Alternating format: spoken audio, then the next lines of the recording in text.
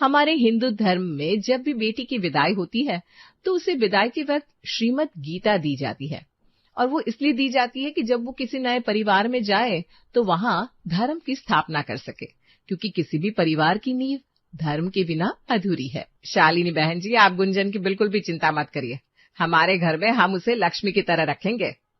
देखिए बहन जी, मैंने मेरी बेटी को फूलों की तरह पाला है। मैंने आज तक उसकी आंख में एक आंसू नहीं आने दिया। उम्मीद करती हूँ आप भी उसे ऐसे ही रखेंगी। शालिनी बहन, ये तो लड़के वालों का सौभाग्य है कि वो किसी के घर की बेटियों को अपने घर की लक्ष्मी बनाकर ले जाते हैं, इसलिए ये हमारा फर्ज है कि हम उनका ध्यान रखें। आप बिल्कुल बेफिक्र रहिए। गुंजन, तू रो मत बेटा, तेरी विदाई हो रही है, लेकिन अगर तुझे कोई भी परेशानी हुई तो तेरी ये माँ हमेशा तेरे साथ है। अब हमें इजाजत दीजिए, हम गुंजन को अपने साथ ले जा रहे हैं। आओ गुंजन बहू, कार आ गई है। कार इसका ताया का बड़ा बेटा लेकर आया है, क्यों? हाँ, अब इसमें क्या दिक्कत होगी तुम्हें? अरे दमाजी खुद लेकर आती कार, ये क्यों लेकर आया है? कहीं ऐसा तो नहीं कि कार दमाजी के पास है ही नहीं? अरे घर तो एक ही है ना, कार जिसकी भी हो क्या फर्क पड़ता है अब? नहीं फर्क पड़ता है। आगे चलकर इन लोगों का राज हो गया तो मेरी बेटी तो दुखी हो जाएगी ना। अभी अभी बेटी की विदाई हुई है और तुम उसके लिए ऐसे शब्द कह रही हो? कैसी माँ हो तुम? तुम्हें तो उसके लिए अच्छा सोचना चाहिए। अच्छा ही सोच रही हूँ, तभी कह रही हूँ कि उस घर पर हमारे दामाद और बेटी का राज हो। उस घर में क्या हो रहा है, वो लोग कैसे चलते हैं, इनसे तुम्हें दूर ही रहना है शालिनी, समझी तुम? शालिनी बनकर शकुनी का काम करने की कोई जरूरत नहीं है। अरे लेकिन कुछ नहीं, गुंजन वहां सब कुछ अपने आप देख लेगी। अब वही उसका अपना परिवार है। विनोद अपनी पत्नी की आग लगाने वाली बातों को बीच में ही काट देता है, जिससे गुंजन के जीवन में ऐसी बातें शामिल ही ना हो पाए। लेकिन गुंजन में भी कुछ कुछ अपनी माँ जैसे संस्कार थे शायद, इसलिए वो ससुराल आते ही हर चीज में मैं और मेरा देखने लगी। माँ जी, ये सब आप कहाँ लेकर जा रही हैं? ये सब तो वो मिठाइयाँ है जो मुझे मेरे मायके से मिली है। हाँ गुंजन बहू, लेकिन ये सब मैं जेठ जी के पास लेकर जा रही हूँ। वो इस घर के बड़े हैं ना, तुम्हारे ससुर जी के जाने के बाद उन्होंने ही तो सब कुछ संभाला है। इसका मतलब है इस घर में कुछ भी आता है तो पहले ताया जी को दिखाया जाता है। हाँ बेटा, वो बड़े हैं, वो सबको बांट देते हैं चीजें आपस में। माफ करिएगा माँ जी, लेकिन उन्होंने कहीं अपने बेटों को ज्यादा हिस्सा दे दिया तो हम तो कुछ बोल भी नहीं पाएंगे। गुंजन, लेकिन तुम ऐसा क्यों सोच रही हो बेटा कि वे भेदभाव करेंगे? उन्होंने आज तक कोई भेदभाव नहीं किया और आगे भी ऐसा ही होगा इस घर में। वे बड़े हैं, उनकी सहमति से ही सब कुछ होगा। आप भी माँ जी को कुछ नहीं कहती भाभी? इस घर में हमेशा से यही होता आया है और ताया जी ही सबको सब कुछ बांटते हैं, और जब हमारी सास और हमारे पति ही कुछ नहीं बोल रहे तो हम क्यों ही बोले? इसका मतलब इस घर में हर कोई गांधारी बना हुआ है, देख कर भी अंधे बने हुए हैं। अरे तुम चिंता मत करो, चारों भाई की आपस में खूब बनती है, कोई किसी के साथ धोखेबाजी नहीं करेगा। अगर धोखेबाजी होगी भी तो इस घर में किसको दिखने वाली है? गुंजन को इस घर के नियम समझ में नहीं आ रहे थे। उसे ये बात खटक रही थी कि ताया जी ही सब कुछ क्यों बांट रहे हैं, सब कुछ उनके हाथ में ही क्यों है? हाँ, पापा के जाने के बाद सब कुछ ताया जी ने ही संभाला था। मैं और मेरे भैया भी उनके साथ ही काम में शामिल हो गए फिर। हाँ, लेकिन आपको अपने पिताजी की फैक्ट्री को तो लेना चाहिए था, आपने वो क्यों नहीं मांगी आज तक? अरे मांगने की जरूरत ही नहीं पड़ी आज तक, ताया जी ने हमें किसी चीज की कमी नहीं रखी। ये मेरे पति भी युधिष्ठिर की तरह भोले भंडारी लग रहे हैं, किसी चीज की समझ ही नहीं है। अरे क्या हुआ, तुम ये सब क्यों कह रही हो? अरे मैं आपकी पत्नी हूँ निकुंज, मुझे इस घर की आपकी बहुत चिंता है। कल को अगर ताया जी के बेटे आपको इस घर से निकाल दे या आपकी प्रॉपर्टी हड़प ले तो आप क्या करेंगे? तुम सबको गलत समझ रही हो। रंजन और कुंदन भैया ऐसा क्यों करेंगे भला? वो हमें बहुत प्यार करते हैं। तभी आपके पास कार नहीं है और उनके पास है, तभी आपके पास फैक्ट्री की कागज नहीं है, उनके पास है। उन्हें किसी चीज को मांगने की जरूरत नहीं पड़ती, पर आपको पड़ती है। अरे वो ऐसा इस नहीं है आपके पास इसका जवाब, क्योंकि आपको पता है कि मैं सही कह रही हूँ। आपको अपने परिवार के लिए अपना हक मांगना चाहिए। आज हम 2 हैं, कल को हमारे बच्चे होंगे, तब भी क्या उनके आगे हाथ फैलाते रहेंगे आप? गुंजन की बातें निकुंज के मन में कहीं न कहीं मीठे जहर की तरह घुल रही थी, लेकिन वो यहीं नहीं रुकी। उसने विशाल और निकुंज को वो चीजें भी दिखानी शुरू की जिस पर आज तक उन दोनों ने कभी गौर ही नहीं किया था। विशाल, निकुंज, तुम दोनों आज ऑफिस जल्दी आ जाना, और सुनो ये फाइल्स भी लेकर आना। जी भैया। अब चलिए हम दोनों नाश्ता खाकर आते हैं। ज्यादा देर मत करना, आज सारी फाइल्स सबमिट करनी है, इसलिए नाश्ता जल्दी कर लेना। जी जी, बस जल्दी से आते हैं। चलो कुंदन। थोड़ा जल्दी करो, आज ऑफिस जल्दी पहुंचना है हमें। वो तो मैंने देखा कि रंजन भैया और कुंदन भैया किस तरह आपको ऑर्डर देकर गए हैं कि नाश्ता मत करना, फाइल्स लेकर आना, जल्दी ऑफिस आओ। अरे ऑर्डर नहीं दिया है, बस कह कर गए। भैया आप दोनों भाई बड़े ही भोले हैं, जिस तरह से वे दोनों आपको बता कर गए हैं उसे ऑर्डर ही कहा जाता है। आप दोनों उनके सेक्रेटरी है क्या, जो वो आपसे ऐसे बात करके गए? वो बड़े हैं हमसे, इसलिए शायद हक से बात कर लेते कभी कभी। हक में छोटा दिखने में फर्क होता है निकुंज। आप दोनों उनकी हर बात को मानते हैं, तभी वे लोग आपका फायदा उठाते हैं। वो दोनों आपको नाश्ता जल्दी करने को कहकर गए, जबकि खुद 1 घंटे तक टेबल से उठते भी नहीं है। गुंजन छोड़ो ना, ये सब बातें क्यों कर रही हो, और वो भी इस वक्त। नहीं, निकुंज का कहना सही है, हम भी आज जल्दी नहीं जा रहे, हम भी आराम से नाश्ता करने के बाद ही जाएंगे। लेकिन ये फाइल जरूरी है ना विशाल? देख लेंगे हम भी उस फैक्ट्री में मालिक है, नौकर नहीं है। अब चलाए तीर निशाने पर। अब देखती हूँ कि ये रामायण के राम लक्ष्मण भरत शत्रुघ्न कैसे पांडव और कौरव में नहीं बदलते। विशाल और निकुंज के ऑफिस जल्दी ना पहुंचने पर चारों भाइयों के बीच बड़ी सी बहस हो गई। ये पहली बार था जब चारों आपस में किसी बात पर झगड़ रहे थे। हाँ, तो हमें भी देरी हो गई, क्या बात है? आप दोनों भी तो कितनी देर से आते हैं फैक्ट्री? हम घर से भी सारे काम निपटाते ही हैं, और फैक्ट्री की भाग दौड़ गैरों के हाथों में नहीं सौंप सकते हम, तभी तुम दोनों से कहा था जल्दी आने को। आप लोग हमें छोटा समझते हैं, इसीलिए हमसे सारे काम करवाते हैं, लेकिन अब से ये नहीं होगा।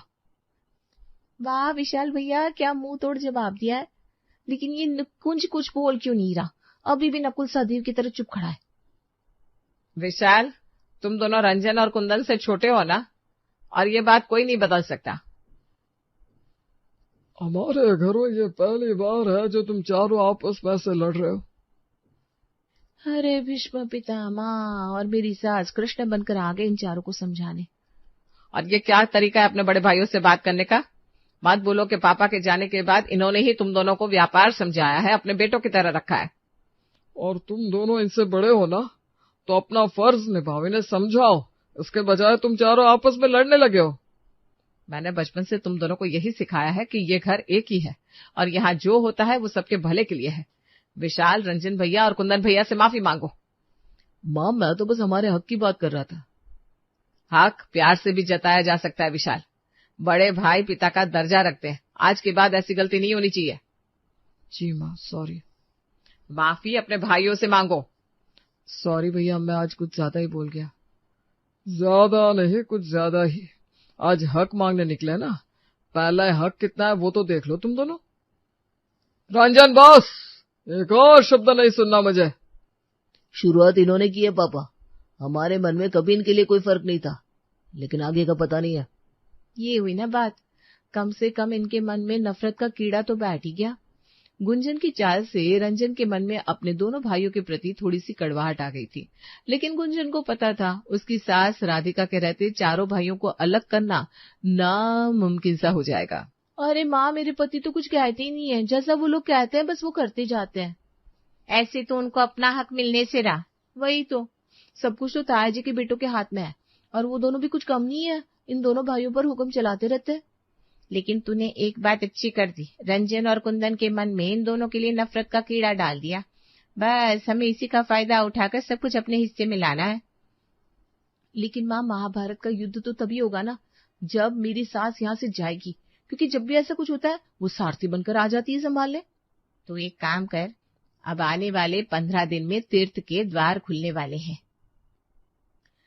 तू अपनी सास और ताया जी को वहां भेज दे, फिर मैं देखती हूँ आखिर सब कुछ हमारे पास कैसे नहीं आ जाता। ठीक है माँ, फिर मैं आज ही कोई तिगड़म लगाती हूँ। अपनी माँ से बात करने के बाद गुंजन ने दोनों भाइयों से कहकर अपनी सास और ताया जी की तीर्थ की टिकट करवा दी। रंगोली, गुंजन, देखो मैं यहाँ कुछ दिन नहीं हूँ, इसलिए पीछे से सब कुछ तुम दोनों को ही देखना है। माँ जी, आप बेफिक्र हो जाइए, हम सब कुछ यहाँ देख लेंगे। हाँ माँ जी, आप यहाँ की बिल्कुल भी फिक्र मत करिए, आप जब यहाँ आएंगी तब तक यहाँ सब कुछ बदल चुका होगा। बदलाव तो संसार का नियम है, और अब वैसे भी ये घर तुम दोनों का है, तुम्हें इसे जैसे संवारना है संवारो। बस ये ध्यान देना कि ये परिवार बिखरना नहीं चाहिए। जी माँ जी। अभी घर के हालात ठीक नहीं है ना, लेकिन हम कोशिश करेंगे सब कुछ पहले जैसा ही हो जाए। अब पहले जैसा तो यहाँ कुछ नहीं होने वाला। जब तक आप वापस आएंगी तब तक यहाँ सब कुछ बदल गया होगा। गुंजन की चाल काम कर गई थी। तायाजी और राधिका दोनों तीर्थ की यात्रा पर चले गए। अब मौका था गुंजन की माँ का इस घर में आने का, जिसके आने से एक नया शतरंज बिछ गया था। अरे आइए आइए दामाद जी, विशाल जी, कैसे हैं आप? जी हम सब ठीक है माँ जी, आप कैसी हैं? मैं भी ठीक हूँ। मैंने सोचा आपकी माँ भी यहाँ नहीं तो मैं उनकी कमी पूरी करने चली आई। ये आपने बहुत अच्छा किया, गुंजन को भी आपकी बड़ी याद आ रही थी। हाँ, लेकिन यहाँ तो हमारा वक्त ही नहीं बीत रहा बिल्कुल भी। आइए मिलकर थोड़ी देर ताश खेलते हैं। ताश? लेकिन इस घर में तो ताश है ही नहीं आंटी। अरे मेरे पास है ना, माँ ने मुझे शादी के वक्त दिया था, मैं अब भी लेकर आती हूँ अपने कमरे से। क्या चल रहा है आंटी जी, कैसी हैं आप? मैं तो ठीक हूँ, आप बड़े ही अच्छे समय पर आए हैं। हम बस ताश की बाजी ही खेल रहे थे। ताश? विशाल और निकुंज को पता भी है क्या ताश क्या होता है? अरे विशाल जी, निकुंज जी, इन्होंने तो आपकी साफ साफ मजाक बना दी। क्या हुआ, आप दोनों को ताश खेलना नहीं आता क्या? अरे हमने तो फिर भी कई सारी बाजियां जीती है दोस्तों के साथ, लेकिन मुझे नहीं लगता कि इन्होंने कभी खेला भी है। क्या विशाल, तुम्हें पता है ताश कैसे खेलते हैं? वो माँ ने कभी खेलने ही नहीं दिया, लेकिन मैंने दोस्तों के साथ 2-3 बार खेला है। 2-3 बार? उससे कोई बाजी जीती नहीं जाती। चलिए फिर देख लेते हैं आज कौन जीतता है। चलो, वैसे भी पापा और चाची जी है नहीं, वरना वो लोग हमें खेलने ही नहीं देते। अरे कोई बात नहीं, उन्हें कोई बताएगा भी नहीं, आप लोग खेलिए। लेकिन देखिए, इस बाजी में सब कुछ असली होगा। पैसे, चीजें, जो कुछ भी लगाया जाएगा सब कुछ असली, नहीं तो मजा नहीं आता बाजी में। लगता है अब सब कुछ हारने का प्लान करके आई है आंटी जी। अरे नहीं नहीं, ऐसी बात नहीं है। मैंने भी बहुत सी ताश खेली है अपने जमाने में। ठीक है, फिर देखते हैं आज कौन जीतता है। शालिनी चारों भाइयों के साथ ताश की बाजी लगाती है, लेकिन निकुंज और विशाल को सच में ताश खेलना नहीं आता था, इसलिए लास्ट में पूरे 2 लाख रुपए वो लोग हार गए।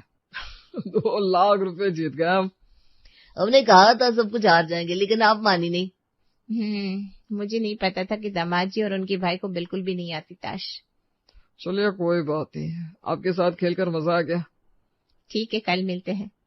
शालिनी के आने के बाद घर में रोज ही ताश की बाजी खेली जाने लगी, जहां कुंदन और रंजन काफी पैसे और शालिनी के जेवर जीत चुके थे, लेकिन उन्हें नहीं पता था कि आज की बाजी इस घर का इतिहास बदलने वाली थी। देखिए आंटी जी, आज तो आप सब कुछ हार गई हैं। अरे कोई बात नहीं, मेरे पास अभी भी बहुत कुछ है। माँ जी अब बस करिए ना, आप सब कुछ हार जाएंगी। अरे ऐसे कैसे हार मान लूं? आज मैं मेरा घर दांव पर लगाती हूँ। अगर ऐसी बात है तो हम ये घर के पेपर्स लगाते हैं, देखते हैं इतनी बड़ी बाजी कौन जीतता है। आप लोग पागल हो गए क्या? ये क्या चल रहा है? भाभी, आप बीच में क्यों आ रही है? जो हो रहा है होने दीजिए ना। अरे लेकिन ये सब गलत है। सब कुछ हमारे ही फेवर में होगा, आप चुप रहिए, बस देखती रहिए। हाँ तो रखिए फिर साइन किए हुए पेपर्स यहाँ। ये लीजिए। शालिनी ने आज ऐसे पत्ते फेंके जिसने रंजन और कुंदन को परेशान कर दिया। उन्होंने सब कुछ ट्राई किया, लेकिन शालिनी से हार गया और घर शालिनी के हाथ में चला गया। ये तो लगता है किस्मत का ही खेल है, नहीं तो आप लोगों से कौन जीत सकता था भला? हाँ, हम फिर से एक बाजी खेलना चाहते हैं। इस बार हम फैक्ट्री को दांव पर लगाते हैं। सोच लीजिए कुंदन जी, अगर आप हार गए तो? हारने का सवाल ही नहीं है, तुम रखो पेपर्स। शालिनी की चाल काम कर गई थी। उसने उन दोनों को जीतने की इतनी लत लगा दी थी कि वो दोनों अब रुकने का नाम ही नहीं ले रहे थे, जिसमें उन्होंने सब कुछ दांव पर लगा दिया। अब तो आपके पास हारने को कुछ भी नहीं है रंजन जी। अभी भी एक चीज है, ये मंगलसूत्र। आप अपनी बीवी का मंगलसूत्र दांव पर लगा रहे? हाँ मैं भी। ये रही हमारी आखिरी चाल। बंद करो ये सब, क्या हो रहा है यहाँ? हम इस घर से कुछ दिन के लिए बाहर क्या गए, यहाँ तुम चारों ने इस घर को कुरुक्षेत्र बना दिया। माँ वो तुम सब भूल गए हो कि इतिहास हमें सिखा चुका है कि किसी दूसरे की बातों में आकर कैसे विनाश हो सकता है। तुम चारों ने बाहर वाली व्यक्ति को अपने घर में घुसने की इजाजत दी और देखो आज तुम सब अपनी बीवी का मंगलसूत्र तक दांव पर लगा रहे हो। समधन जी आप। बस, आज के बाद आपको हमारे घर में हमारे बच्चों के मामले में बोलने की कोई जरूरत नहीं है। अगर आपने ऐसा किया तो मैं आपकी बेटी को आपके पास भेज दूंगी, और ये मेरा गुस्सा नहीं, मेरा निर्णय होगा। माँ अपनी बेटियों को दहेज में गीता देती है, जिससे घर में धर्म की स्थापना हो। आपने दहेज में ताश दी थी, लेकिन मैं इस घर में कोई विनाश नहीं होने दूंगी। महाभारत का इतिहास इस घर में कभी नहीं दोहराया जाएगा, कभी नहीं, क्योंकि आज भी गीता का ज्ञान, कृष्ण के शब्द और हमारे घर की मर्यादा हम सबको याद है। बहन जी, आप जा सकती हैं। इस परिवार में तो इतिहास ने खुद को नहीं दोहराया, लेकिन न जाने कितने ही ऐसे घर होंगे जहां ताश, अधर्म और किसी की चालों ने कितने घरों को बर्बाद किया होगा।